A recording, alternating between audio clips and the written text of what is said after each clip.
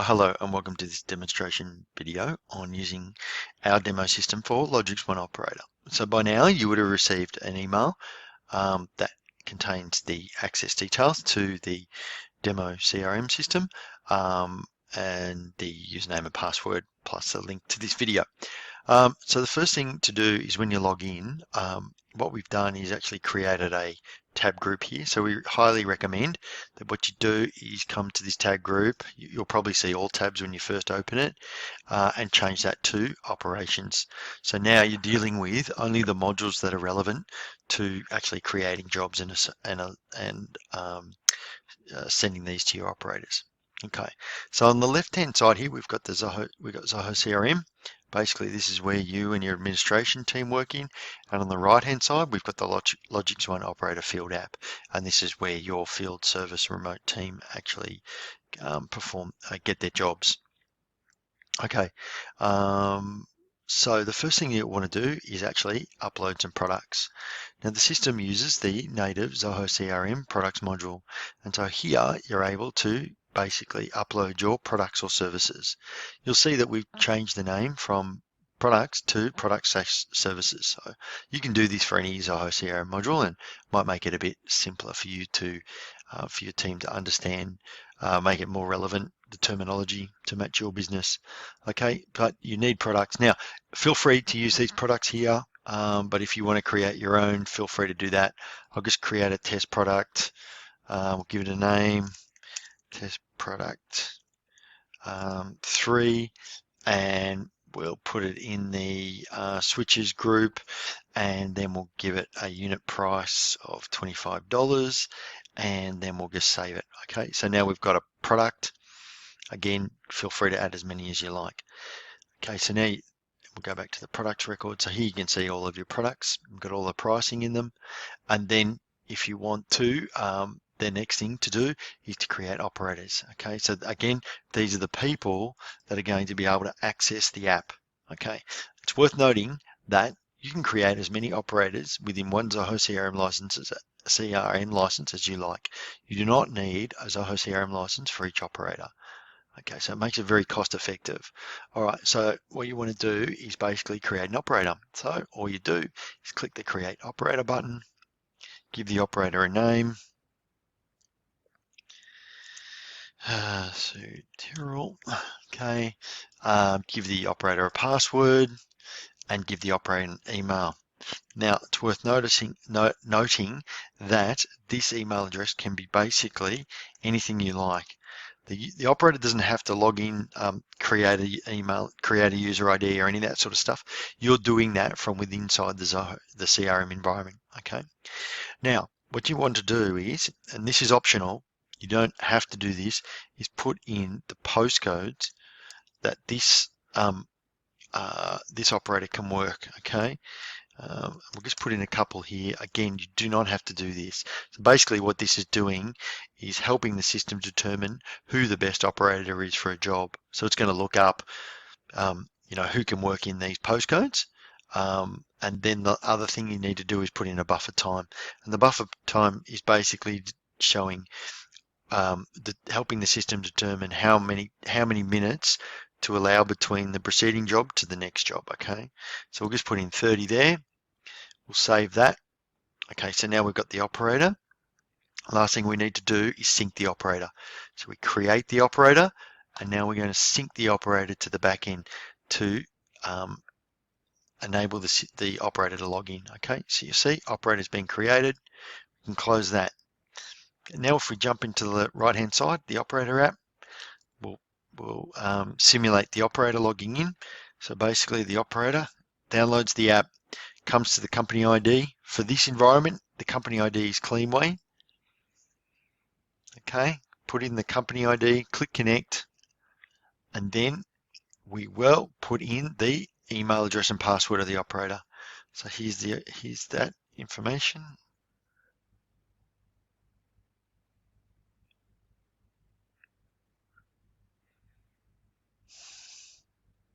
So we've typed that information. All they do is click login. Okay, and now they've logged in. Okay, so now they're ready to start their shift, and we'll run through that in a bit more detail later on. Okay, so we've created a product, our products, created our operators can log in to their devices. Okay, so the next thing you want to do is create jobs. Well, you can do that directly from the job/sales order module. Again, this is the native sales order module with inside Zoho CRM. If you want to change this to jobs, you can do that. You want to change it to job card, any name that you want to call it, you can do that here. Okay, so you can come here and create a job directly from here by clicking create job, or you can go to any of the other Zoho CRM modules and create jobs. So you could do this from the deals module, you could do it from the accounts module, the contacts module, whatever you want to do. What I'm going to do is I'm going to create a job for Paul's Cafe. So I'm going to click Paul's Cafe, and again, feel free to create any of your own contacts here, or contact or accounts. But just remember, you need to have in the proper address. You need to have in a shipping address, okay, for every job. And I'll show you that in a second. But basically, I'm in the account. I want to create a job for this account. I come to the related list. I click job and sales orders. I click the plus button to create a job. And now I can start entering the job detail. We'll give it a subject. Okay, test job 2, whatever you want it to be. You can associate a contact for it. If you want to send SMSs and do that type of thing, you'll need to select contact here, but we won't show that for this demonstration. It's already automatically populated the job address, and now we're going to create the job events. For every job, you'll have a customer and contact information, who the job is being done for, then the address information of where the job's going to be completed. What time is the job going to happen? Is it going to be one time or reoccurring? Is it going to be Monday at 10 o'clock or every Monday afternoon at 4 p.m.? And then what needs to be done? And that's how the flow of this works. Okay, so we basically now we've created the who it's for, where it's going to be done. Now we need to create the times.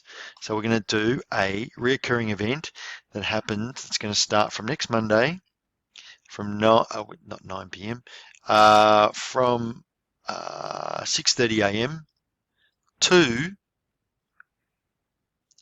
we'll make that through to 10 a.m. Okay, so July 25th, 6:30 a.m. to July 25th, 10 a.m. And the service frequency, we're going to make it one time. We'll make it a one-time event would only create one event, but let's just create it as daily, and let's repeat every day. Okay, but let's exclude Sundays. Okay, so this is going to create an event, recurring event that occurs every day, but is not going to occur on Sunday. And let's set the end date for 3 months out. Okay. And the notification method, we want to notify the customer via SMS. We're not going to choose the operator. We're going to let the system do that. And we're going to ask the operator when they finish the job to get the customer signature. Okay, if you don't want to get the customer signature, just don't tick that. And we can put a little quick description here. Okay, so again, customer name, customer details, job location, job time, and now we need to tell the operator what to do. All right, so we're going to choose that test product 3. You can see it's already put in the list price. If there's any description information, that will go in here. Let's add a couple of other items. Okay, we're going to do a quotation request, not a good one. 1 hour clean, and then we're going to put in here, okay, whatever, those items, okay? And then we can change the quantities, 3 of those, 5 of those, and 10 of those. Now these can, again, products, or they can be services. Like they can be a cleaning service, an installation service, a delivery of an item, you name it. And you can add as many items as you like here. All right, so we've got customer information, job address, when we want the job or the jobs to occur, and what to do, what the job entails doing. Okay, so we'll save that information. Now you may remember, so here's that job here, that we didn't create an operator, we didn't select an operator. What we're going to do is let the system determine that. Okay, so what we'll do is come up to this little box, click operator lookup,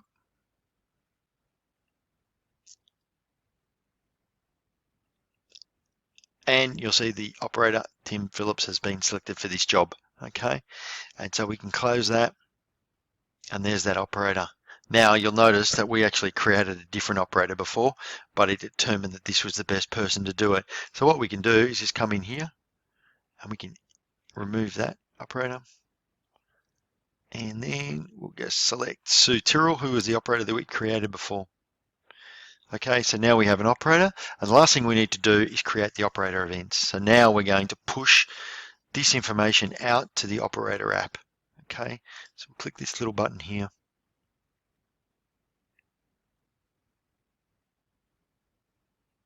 And you'll notice that it gives us success. The events have been created. We can close this. And now you'll notice that for this job, we have a number of reoccurring events here, okay, that you can see here.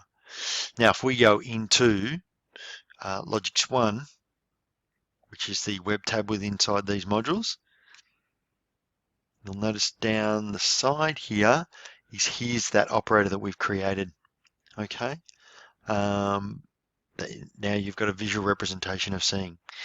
Okay, so here's Sue here, and then you'll be able to see that if we go to, okay, you can see Sue here. There's that job that's been created for Sue. Now you see that because we created Sue, here she is here, we can actually change the color of Sue so we can see her a bit clearer. So we can click colors. Where's Sue? There, she's there. And we're going to edit this, and we're going to make her a light green color, and then we can click done. Okay, so now you can see Sue's a green color here, and you can see any of the jobs for Sue are going to be that green color, which is here. Okay. All right. Now, so now we're going to walk through what the calendar is going to actually do. All right. So the calendar shows us all of our jobs for either a day, a week, or a month. Okay, so you can see that if we go to a week and we're on that next week, you'll see here's the jobs that we've created for Sue, and you'll see that they occur every day, as we said, up to Saturday, but not including Sunday. Okay, so if I go to the next following week, you'll see there's those daily jobs, 1, 2, 3, 4, 5, 6, but not on Sunday. All right, now I can click any of those jobs and I can see them here, and I can see all their details. I can link directly to the event or the job, or I can actually edit the event and change the operator of it. Okay. Or also what I can do is pick up any of these events and change the time on them. Okay, so I can move that here, move it there, whatever. I can also change the start time, and I can also change the length of it as well. All right, now as this is happening, all this information is going out to the device. I'm just quickly showing you how the calendar works. All right, I can go to day, and I can basically do the same thing, okay? And then as I'm doing that, that's changing the underlying event for it. All right, so that's basically the calendar function. I can click to take me directly to today. On the left-hand side, I can filter see all my operators that are here, and you can see that our operators have different shift status. Okay, so if we look at Sue here, we can see that Sue she stopped her shift. Okay, that's because she hasn't actually logged on yet. But if I come over to Sue's operator app over here and I click the start shift and I confirm that I'm fit and ready for work, you'll notice that her shift status changes to in shift, and you'll see the time that actually occurred. All right, so again, I can stop the shift here, and then you can see that it's stopped. All right, so it's a great way for you to be able to see who's working and who isn't. I can also filter by operators. Okay, so I can come to my select operators here, and I can say, okay, show me Sue and show me Tim. Okay, and here they are here. All right, and then I can see also any jobs that are occurring for those operators as well, if there are any. All right, so that's basically how you can quickly find operators. All right, in addition to being able to see the jobs here, you'll also notice if I go to the month view, let that populate out. You'll also notice that some of the jobs have little icons with them. See these jobs here with the little tick? That represents that the job's been complete. And any jobs with a little icon like this, like a little hazard area, a gate, that shows that the job's actually in progress. You'll also see that there's a counter at the top showing live job status. So this is showing there's 110 jobs here, there's 3 completed and 1 in progress, with 106 still to be done. Okay, so these will change, these numbers will change automatically as they're updated from the Field Operator app. Okay, you can also search for jobs if you want. You can use basically any search criteria, and it will go out and search and find those jobs. All right. Here now, in addition to showing you the calendar, what it can also do is show you the map. And the map shows you where your operators are located. Okay, so if I again come in here and I select Sue, what it's going to do is show me only Sue on the map here. So I can zoom in and I can see where Sue is. Now you'll see that Sue is in stop shift, so therefore she's red. Then what I can do is if I come over into Sue's app, I click Start Shift, confirm, then you'll see Sue will start to red. So now you can see that Sue's icon is red. And if Sue moves, the icon will move as well. All right. So it's a great way for you to be able to see where your operators are. Now, let's say we want to also see where our jobs are for the day. What we can do is come to this filter, select Job Events, select the event date, click the event date of today or whenever it might be, click Apply, and now it will start showing the jobs. So if I zoom in, you'll see here are the jobs, and here they are here. You can see the job name, the date and time that's from, who the operator is, the job status. You can also link to the job itself, the underlying job here if you want to, and you'll see that they're color-coded. Blue meaning that they're open jobs, or purple meaning that they're complete or in progress, or whatever the color is here matches the jobs up here. Okay. All right, so we'll just close that. Okay, and so in addition to seeing where the operators are, where your jobs are, you can also map your accounts coming from your CRM. Okay, so you select the filter of accounts, you select the states, or show all states, select the postcodes that you want to see or all, and click Apply, and then you'll be able to see all of your accounts. So this is a great way for you to be able to say, oh, this is where that account is, who's the best operator for that job. So you can click on the account and actually link directly to the account itself, all right? And you can do the same thing with your contacts. All right, so there's a contact detail there as well. Okay, so that's basically the calendaring and the mapping function. I'm going very quickly because I'm trying to get this finished so that you can get a good feel for the system yourself without taking too long. Okay, so let's go back to the calendar view. Go to day. Okay, all right. Now we're going to simulate what the operator is going to see. So you can see that Sue here is in the operator. All they need to do to complete their job is go to My Jobs, click the job, click the day that they're working on, which is the first job that they've got is the 25th. So if I go here to the 25th, okay, you can see that's the first job for Sue. All right, you'll notice that job is from 6:30 a.m. to 10 a.m. Let's say that you've decided to change that and you want to make it start from 10 a.m. You can change that here. And then you'll notice when you refresh here, that will actually change the job here. Okay, so you can move that around. If you want, you can click this, click edit, and change the job owner as well if you want to transfer it to another operator. All right, so here's that job. Now Sue is going to complete that. Basically get the job, open the job up. Okay, here's the details. They can navigate to the job. Okay. And then once they're there, they can check in to say that they've arrived. So once they've checked in, now we're capturing their location and the time that they checked in. All right. Now they're going to click they're going to complete the job. They click complete job. They do the job that needs to be done. They enter in their final quantities.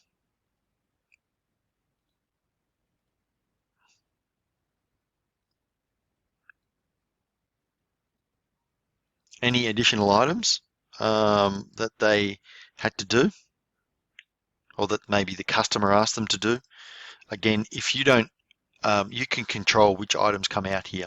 So if you don't want your operators to add any additional items, you don't have to. All right, and then we're going to click add item, and we can put notes in here. Okay, customer request, and we're going to click update. Okay, so we've got our final items here, final count, some additional items. Click complete.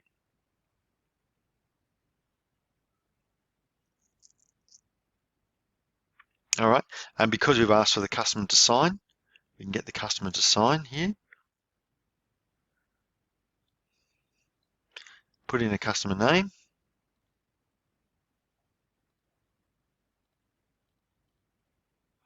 And save it. Okay, the operator can also put in customer operator notes to say, you know, basically anything that he or she wants to feed back to the operations team.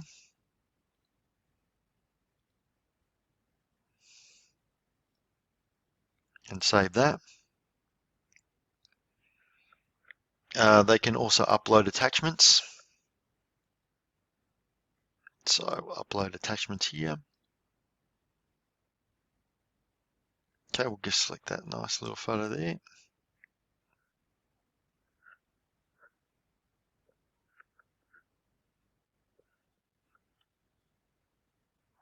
And we'll upload that. All right, and then the image will be uploaded. It's also worth noting is that you can transfer, when you create the jobs, you can transfer attachments out to the operator app. So this could be, for example, work permits, entry licenses, you name it, maps, any information that you think is pertinent to the operator completing the job. Okay, so you see that the job's actually been marked completed. You'll see that it's been signed by the customer. All right, so the job's actually been completed.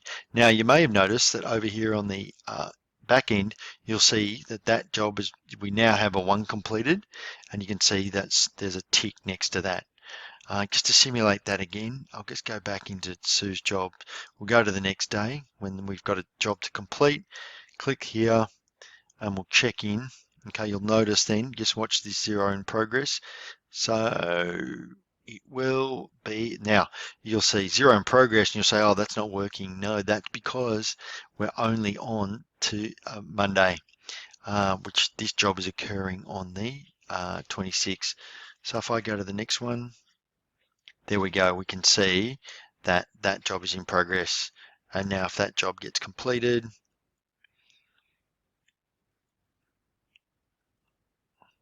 oops.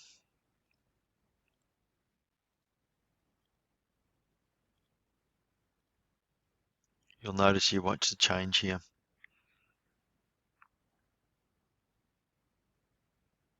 Okay, went from 1 in progress to 0 in progress to 1, from 0 completed into 1 completed, and the tick marks being shown here. Okay, let's go back to that job that we finished just on the 25th. And now we want to see the completed information. And that information is all contained in the corresponding invoice that gets automatically created when the operator finishes the job. So we open the invoice up. We can see all the information about the completed job. The check-in location, the completed location, the customer signature, the time to complete, the actual final service items, any additional items. You see those notes that were taken there. You can see that we put in some additional notes here from the operator. You can also see the operator's photo that they actually uploaded into the job. Basically, all of that information is there. And now you've got an invoice that's ready to go to the customer. So look, that's very quickly, 25 minutes or so. to run through basically how you can utilize the demo system. Obviously, the system is rather complex and capable of doing a lot, and it takes a little bit of time to get used to, but once you're used to it, you can create jobs very, very quickly. You can also leverage a lot of Zoho CRM power to automatically create jobs or clone jobs, or really create efficiencies within your workflow. And again, we have customized this solution a lot for different customers to help it meet their specific business requirements. So again, thanks for watching. If you've got any questions, please don't hesitate to reach out and contact us. Thanks so much. Bye.